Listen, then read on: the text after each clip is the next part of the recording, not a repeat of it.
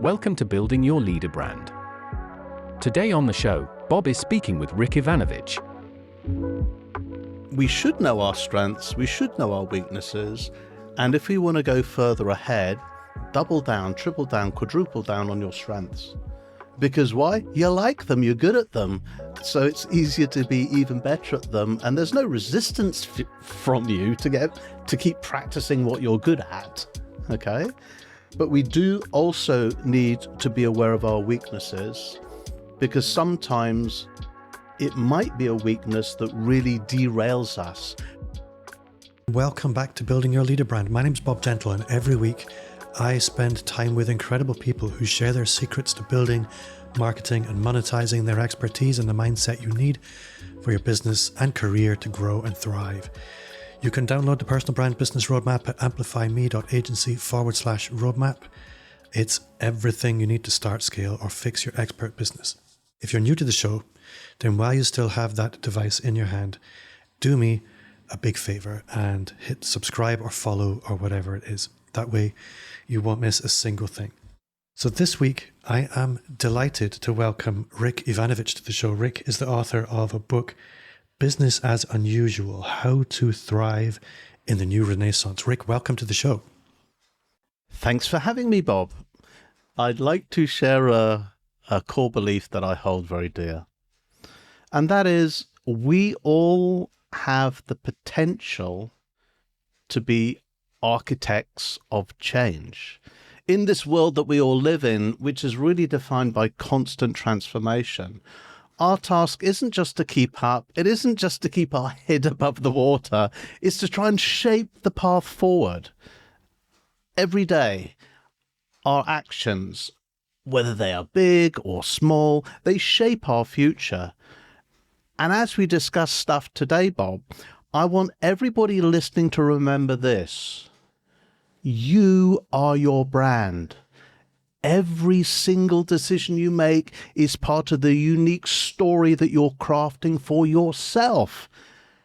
How you react, how you adapt, and how you innovate will define your story and your legacy. So as we dive into our conversation today, let's not just think about adapting to change, but how we can define it, as we're not just participants, we're catalysts in this ever-changing business as unusual world. So let's get started, Bob. So I think you get the prize for the best introduction. Change is inevitable. I think especially these days in the political turmoil and post-COVID world, everything is different. And I think a lot of people are, and I noticed this across my clients, across my audience, everybody's kind of dancing on hot coals at the moment, waiting for things to change, waiting for things to go back to the way they were. And I think you kind of hit the nail on the head. It's probably not going to happen. That's just not the world we're in anymore. And there are only two routes through this. There is struggle, or there is take control and thrive. I was mentioning to you before we started recording, I get pitched 5 or 6 times every day for people to come on the podcast. And the success rate is about 1%, because I go out and very actively curate my guests. And you came in, I think it was through a podcast agency, and they never get guests on the show. But you really stood out because your book has me mesmerized. I haven't read it yet, but I have it ordered. And I'd like you to maybe talk about the book a little bit, how it came about, what the premise is. And you have some really fun metaphors in there that I think are extremely useful. So maybe for the listener meeting you for the first time, who is Rick? What do you do? And then let's maybe go in and talk about your book a little bit.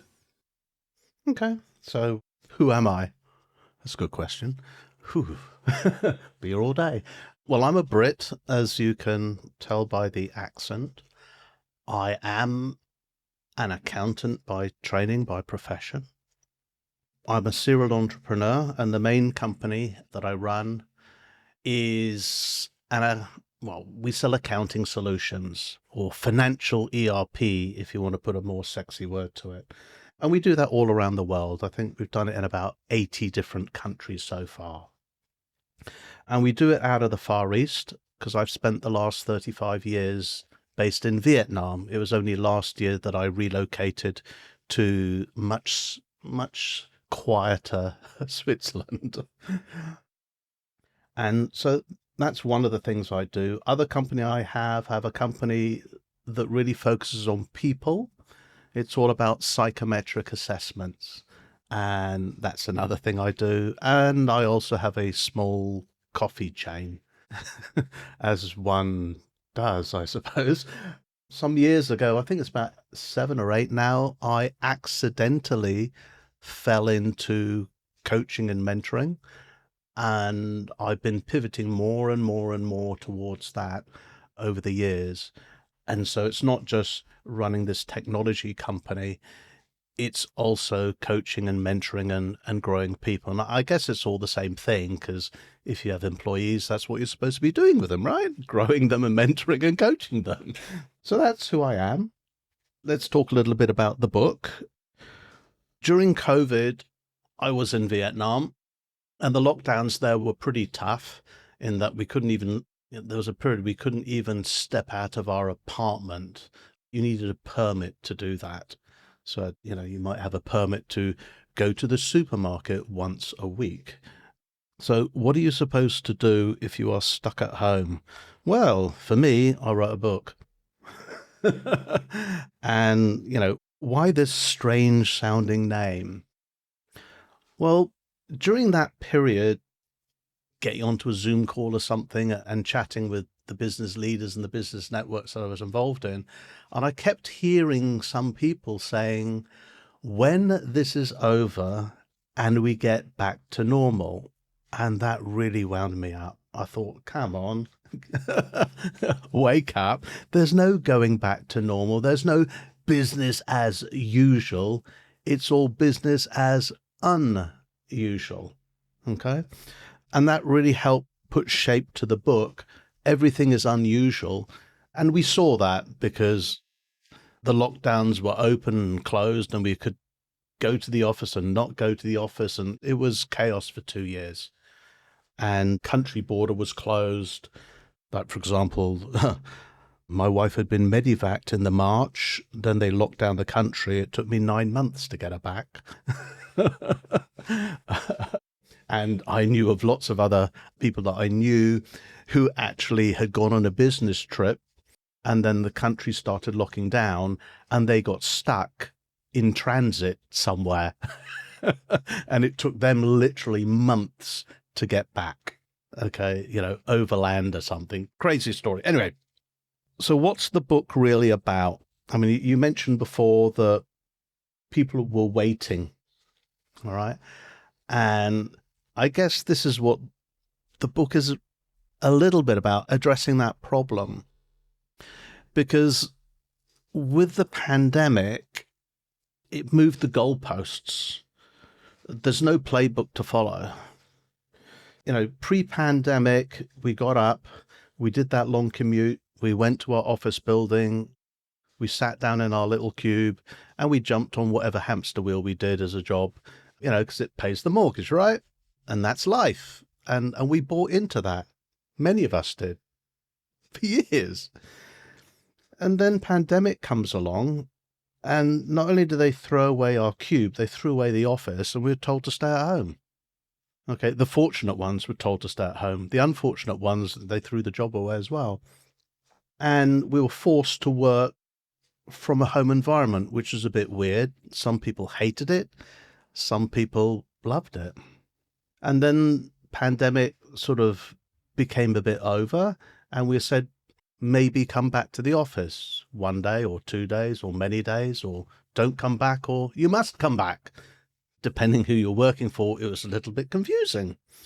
But for some people, having spent so much time away from work and realizing that, maybe we actually quite like working from home, they don't want to go back. Others who said, okay, I've come back. What is the point? What is the point to what I am doing here? I don't like it. Others disliked how organizations were treating them. And I think all of this triggered the Great Reshuffle, the Great Resignation, the Great, call it whatever you want. People basically voting with their feet. Something wasn't right with the situation they were in. And it's a unique thing. So I'd say they were out of balance. Okay? Something in their life wasn't quite right. And they decided to make a change in search of satisfaction, something better. And some of them are still in search. Okay? So what's the main metaphor in the book? The main metaphor in the book is a castle. Now, I think we can all imagine what a castle looks like. It's got walls and towers and things like that. In the book, we have 7 buildings, and each building represents an aspect of our lives. And when I say we need to be an architect of change, but I also mean you need to be an architect of your own castle. Because if you're building your own castle and you're laying those bricks every single day, you have to decide where you're going to lay the brick. Are you going to put it on this wall, on this building, that building? And, how big do you want your castle to be? What shape do you want it? What color do you want it to be? I mean, it's your castle. You can do whatever you want.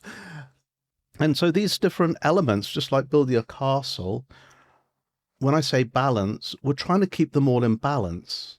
Because imagine your castle, what does it look like? And when you imagine it, it needs to look in a certain way to look right, to be in balance. I think one of the things with a castle is there is an optimum structure. There is, but it's personal.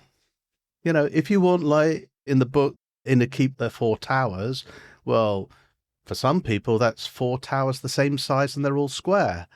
For another person, like, well, why are they square and why are they the same size? Why isn't one 10 times the size of the other one? It's a very personal thing. Okay.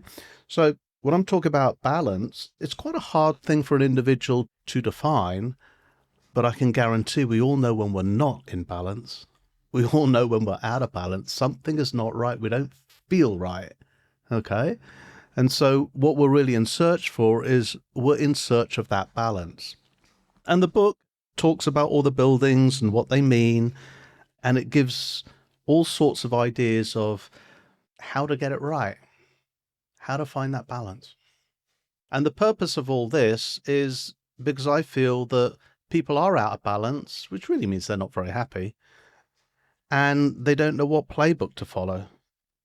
Here's a new one. I think what I liked about it is it's almost, or perhaps is, a metaphor on the more traditional wheel of life that I've seen from time to time.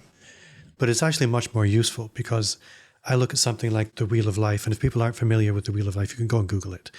You can probably speak to what it is far more productively than I can because I'm not a certified coach. But it's difficult to relate to for a lot of people, particularly creative people. But it's really important because balance in our lives, like you said, it means different things to different people. And if you're not operating out of a place where you feel happy, it's going to be very difficult to get motivated. And as I'm sure you can speak to, the success that you've achieved in your life, if you hadn't been happy in your work, it would have been very unlikely to happen. I'm going to pick up on the Wheel of Life. You said you haven't read the book, or you must have read it because it's in the book. The Wheel of Life helped also trigger the metaphor of the castle that I've used. Yes, in coaching, we're taught about the Wheel of Life. And to explain it, we all know what a wheel looks like. And in the Wheel of Life, there are different elements of life. And you sort of scale them between 0, which is right in the middle of the hub of the wheel, all the way to 10. However, wheels are supposed to be round. And whenever I scored myself, I get a wonky wheel. And I go like, great, how's this supposed to help? Does it mean I'm wonky? And when I look at these scales, I said, I'm sorry, I don't want to be a 10 on this scale. This thing is not important to me. Okay, so although there's nothing wrong with the concept of the Wheel of Life, to me personally, it didn't quite gel because I'm happy with that wonky shape because that's where I want to be. But the wheel of life is sort of implying that it's wrong and I need to, have even everywhere. It's not very humane. No. And so I think my castle is better. Okay, I'm biased. Because it can be any damn shape you want. I agree. I think it's a wonderful metaphor because storytelling is really important. And with this metaphor, it's much easier to understand our lives as a creative process, not as trying to fit in with a formula. Like you identified, the wheel of life, if your circle isn't round, there's something wrong. And that's just not realistic. Mm-hmm. So one thing I would like to speak about a little bit is that there's a book I've read by a guy called Roger J. Hamilton. Thankfully, I remembered it, because usually when I try and remember the name of that book, or the author rather, it's just disappeared. So Roger J. Hamilton wrote a book called The Millionaire Master Plan. I even remember the name of the book. And in that book, he talks about how it's very unusual that your first business is the one that builds wealth. And statistically, it's actually very unlikely that your first business is going to build wealth, but it's a great training ground. That may or may not be true, but it parallels another phenomena that I see a lot, and I experience it in myself, which is it's almost like we have an inbuilt thermostat for success. That when we reach a certain level, the thermostat kicks in and it kind of holds us there psychologically. It's almost a metaphysical thing. I don't really understand it. Some people manage to reset that thermostat and they can move beyond that. They all experience, I think, that thermostat. And as an accountant, you probably see this quite a lot. And I'm interested in your take as an accountant and as a coach. What is it, or what can people do to reset that thermostat? Because I think it's partly mindset, but it's partly something else. It's a great question. I think there are two aspects to it. We all have a certain set of skill sets, okay? Call them hard or soft or both. I know for me, I've mentioned I'm a serial entrepreneur. I like starting things up. I really, really like doing that. It's the shiny, bright object. I tend to be a leader. Oh, there's a new device. I'll get that. And, even though it's a terrible idea, I do like those carrots. Once I've started something up, the startup phase needs one set of skills. And then once it's sort of got somewhere, the sort of thrill of it goes away. And then I look for another shiny, bright object. Okay, that's me, but I see that in an awful lot of people. Okay, there are other people who aren't very good at starting things up, but they're very good if something's started up and is pretty much going on and is sort of stalling. They're very, very good into going to those type of organizations and take it up to another level. Okay, so I'm more of that scrappy entrepreneur who'll bootstrap things and take on everything and just do stuff and just get it done. Not so good when, okay, it's a much larger organization and you're trying to take it further. I can do it. It just doesn't turn me on so much.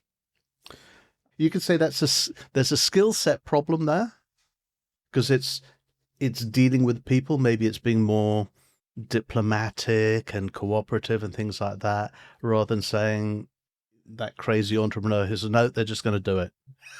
Get out of their way, because if you're not moving fast enough, you're going to get run over. I'm a little bit like that, although it's taken me, since I've done the coaching, pretty much a decade and a lot of work on me, that I can do both now. But it was a difficult transition. The other thing is also an internal thing. These are maybe limits that we put on ourselves. Maybe it's a lack of belief in ourselves. Hey, you went from nothing and you got to this, and that's already really good. And you need to take it to that. So I think it's sort of picking up from what you were saying. Some people have the ability to reset. And I think what's linked to is that when we look at ourselves and think of what we're capable with, we've subconsciously set a limit to what we're capable of. And once we hit it, then we think we're there and we're going into scary territory to go beyond that because we're already hitting our limit. So this reset that you're talking about is talk about raising that bar. And that can also be achieved, I believe, with coaching or mentoring, because having other people believe in you, okay, have other people help uncover maybe some of the fears that you have or why you are limiting yourself. If you can see those, if you can address those, maybe you can also raise your level. I think as you were speaking, I was also coming to the conclusion that coaching can allow you to see doors psychologically and practically that you didn't realize were there. If somebody's spent a lot of time in this environment, they know where the doors are, they know how to open them. Having a companion on that journey is probably very productive. It's so obvious when you describe it like that. But if we were in sports and people were hitting their peak and they can't move on, they would immediately think coaching. If a team isn't performing and the coach isn't getting results, they'll probably change the coach.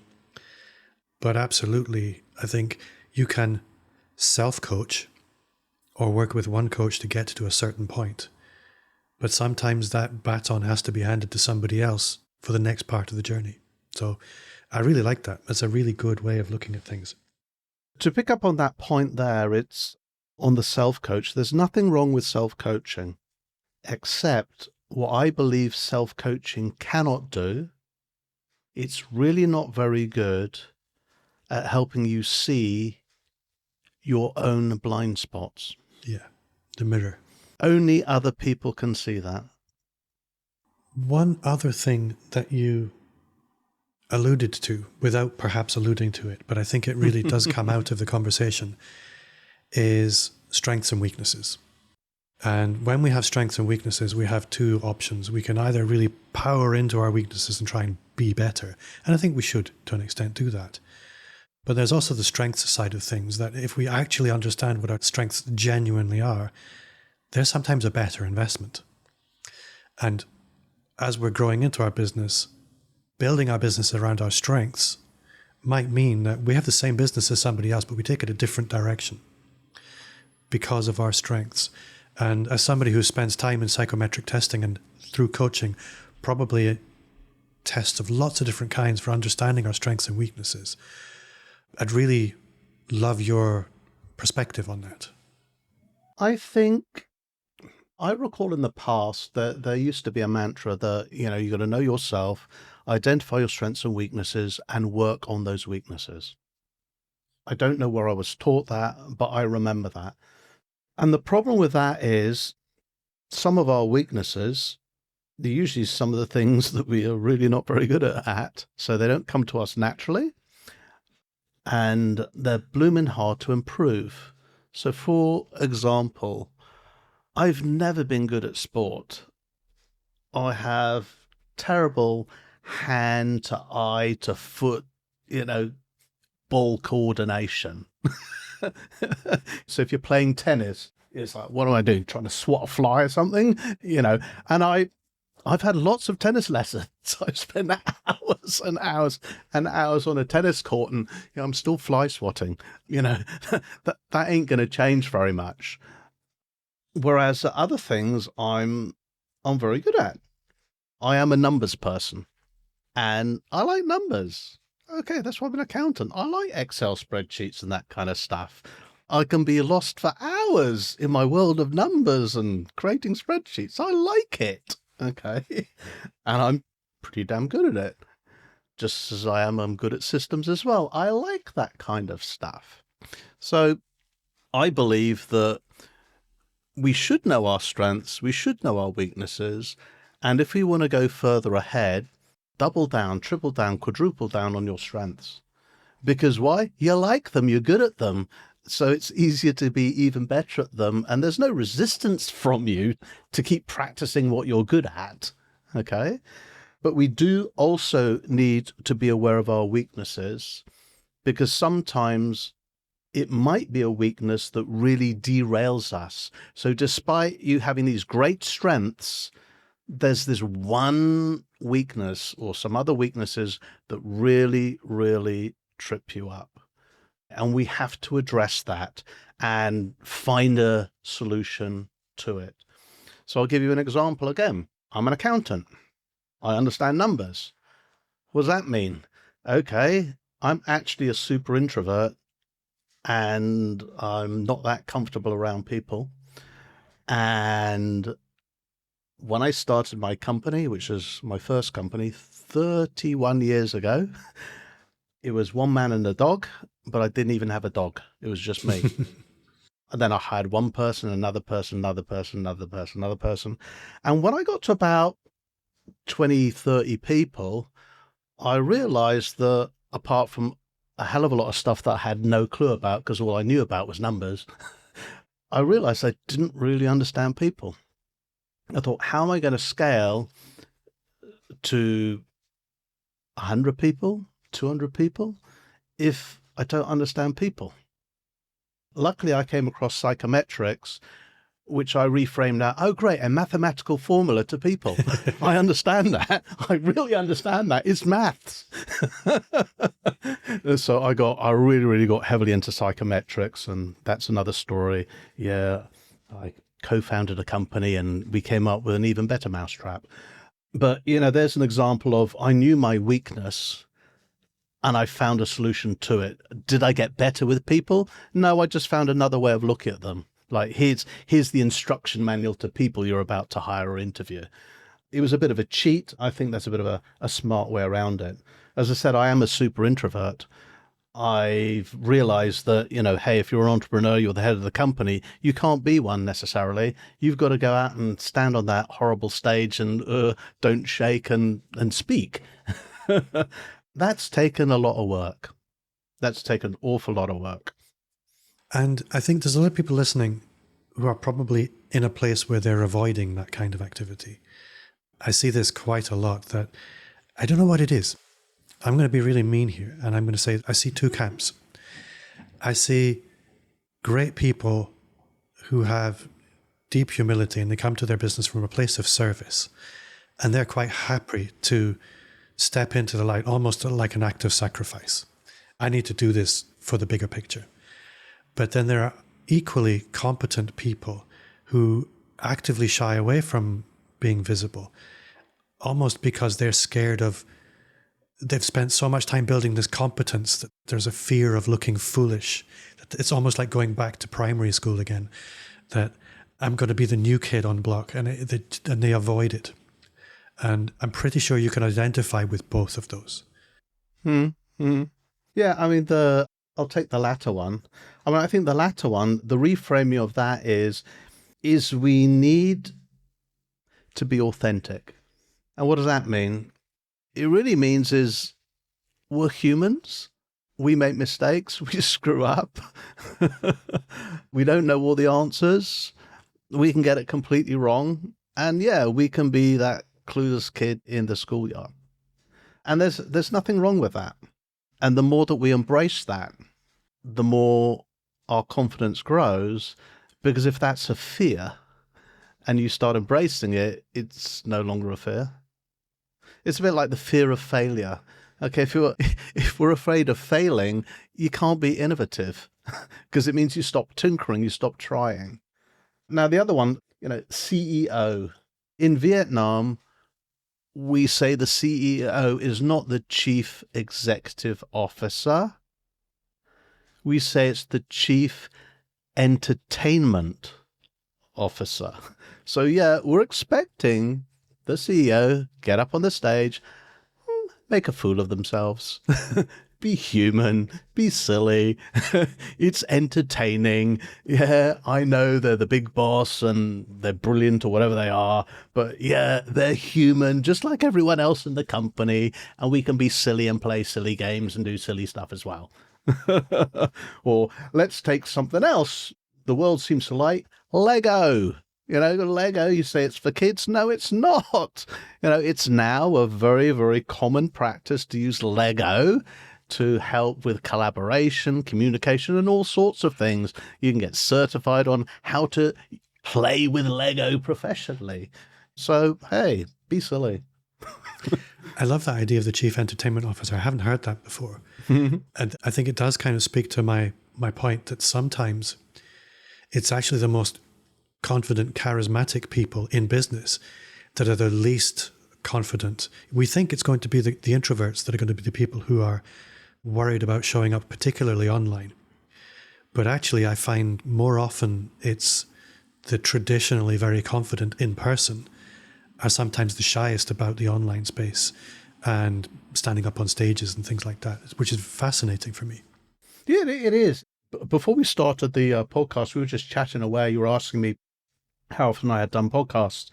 And I talked a little bit about our company podcast, where I think we've done about 24 of them. And I tend to invite business leaders in Vietnam because we record it in our studios in our office in Vietnam. And out of the 24 people I've interviewed, I worked out that only 3 of them had ever done a podcast before. One of them, who said he'd only done one, is the head of a very, very large a very large professional services organization. I won't name who they are. He's got an OBE. No, he's got a KBE, I think. Highly respected, always up on stage. He's only ever been interviewed once. And he's even more of an introvert than I am. So the other thing I worked out, that out of these 24 people, 90% of them were introverts. Every single one of them was a business leader. Every single one of them I have seen on the TV or, in the newspaper or on a public stage. And every single one of them is an introvert. And I was blown away. I think one of the things I love about the online space is I think people rise to leadership positions, particularly in large organizations, by and large, despite what we might hear in the media, through merit, and quality typically does rise to the top. And once you start focusing on the personal brand side of things, the same holds true, that the world kind of rises up to meet you a little bit. So if anybody at home thinking, I don't know about this personal brand business, this leadership brand business, because I'm worried about failure. If you've been successful so far, you're likely to see this as an amplifier. And the law of unintended consequences tends to work in your favor. I think you probably would echo that, I imagine. The personal brand thing is very, very important. I was very, very fortunate to be in a conference, and one of the speakers was an expert on personal branding, and she spent I think it was an hour session or a couple of 2 1-hour sessions, and it really spelt out enough and gave us enough step-by-step things of what to do that really helped make me look further at how important the brand is. Now, in the opening, as I said, every single thing that we do, every single choice that we make, doesn't matter if it's big or small, it actually shapes our brand. Because guess what? If you are a leader in your organization, everybody's looking at you and they're looking at what you're doing. So whether you do something or don't do something, they're looking, and I'm sorry, they're judging. They're judging you. All right. They're forming their perception of you. And again, this is where psychometrics come in, especially say 360 surveys, because when you look at a 360 survey, its value is telling you what other people think of you, what they see. As I said, you can't see your own blind spots. And that's why they are so valuable, because it's a bit like, again, let's go back to school games, and it probably happened to some listeners. I think it happened to me at least once during school, that you're walking around and somebody stuck something to your back. some silly comment or whatever. It's like having a target on your back and you're walking around and people are sniggering, laughing, or whatever they are doing. Okay? And you can't see it. All right? So a 360 is like that. Other people get to comment of you and they, hey, you got this thing on your back, you got a target, you got whatever is right or wrong about you. And it's a two-way street, because when I talk blind spots aren't necessarily negative things, because they'll say, hey, they might point out something about your communication and they say, you are absolutely fantastic. I've really, you explain things so clearly to me. I love having conversations with you. And you go, okay, all right. Makes you sort of walk on water, right? But there might be something else that they're not so, they'll point out that you're not so good at, that you need improvement in. So the blind spots are, uncovering the blind spots, I think, are absolutely critical. And that's the reason why you really, really do need a coach or someone who can help point them out. I think that's great advice. Let's jump into the 3 amplifiers. So this is the part of the show where I invite Rick, our magical guest, to share 3 things people can go and do to help move themselves forward. So a book, a mental model, a favorite podcast, doesn't matter. What are 3 levers people can go and pull to see some change in their life or their business? So Rick, what's amplifier number 1? Okay, so books. I'm a massive book reader. I devour them. I have to be completely biased and I say, you must read this book, Business as Unusual. Okay, I am the author. That is slightly biased. We did talk about it. If you don't speak English and you prefer Vietnamese, read this book, which is the same thing in Vietnamese. Well done. Okay, so that's that quick plug. But let's talk about another real book. I think this book is one of the books that I talk about in my book. It's that good. And I've actually made it. And if there's anybody from TRG, my company, listening, I want to remind you, it's a compulsory read. It's called The Slight Edge by Jeff Olson. It's absolutely awesome. Okay. Maybe even better than my book, but it's absolutely awesome. Okay. And it's 7-step principles. Okay. It's become a bit of my philosophy of life. And I was just laughing when I pulled it off the shelf because there's a bookmark in it. Okay. And it's from my son. I don't know how old this is, but looking at the writing, it's probably at least 15, more than 15 years old. So for the listener, it's a very enjoyable child's drawing. Yes, it is. It brings tears to my eyes. But it's absolutely an amazing book. Absolutely an amazing book. All right, what else can you do? The other thing that you can do is you can subscribe to my newsletter. You'll find me on LinkedIn, and you can subscribe it that way, or find me through my website and subscribe to me it that way. At the moment, it is a LinkedIn newsletter, but spoiler alert, it is moving to my new website, which hopefully I'll have out by the beginning of next year, and it'll be available on the website, and it'll have a lot more goodies on the website. Now, what's the point of the newsletter? It's called TLDR, or Too Long Don't Read. Business as Unusual, TLDR. It's really focused at leaders, and you're all leaders. Even if you haven't got manager or leader in your title, it's irrelevant. You are all leaders. I pick a problem each week, whatever it is, and I come up with a simple to understand acronym that addresses how to overcome that problem with a whole load of sort of coaching style, try this, to try and get you to practice it. Okay. The third thing that you can do is please reach out and connect to me. Again, connect to me on LinkedIn. And if you want anything, if you need anything, just ask. So I'll put links to your website in the show notes. Similarly, your LinkedIn profile. Rick, I've had a great time. I am almost certainly going to invite you back because we have a lot to talk about. But we do, for good manners, need to bring things to an end today. For you at home, that does bring us to the end of another episode. Thanks for listening. And if you did enjoy the show, I would gently remind you to leave 5-star reviews. That's 5. Count them like the fingers on your hand. Reviews wherever you listen to podcasts, particularly if you're a Spotify reader. If you did enjoy the show, you will love the Personal Brand Business Roadmap. It's 100% free as a gift from me. 50 pages of everything you need to start, scale, or fix your expert business. You'll find a link in the show notes, or visit amplifyme.agency/roadmap. Thanks again for listening at home, and Rick, thank you for your time. You have been awesome. Thank you very, very much, Bob.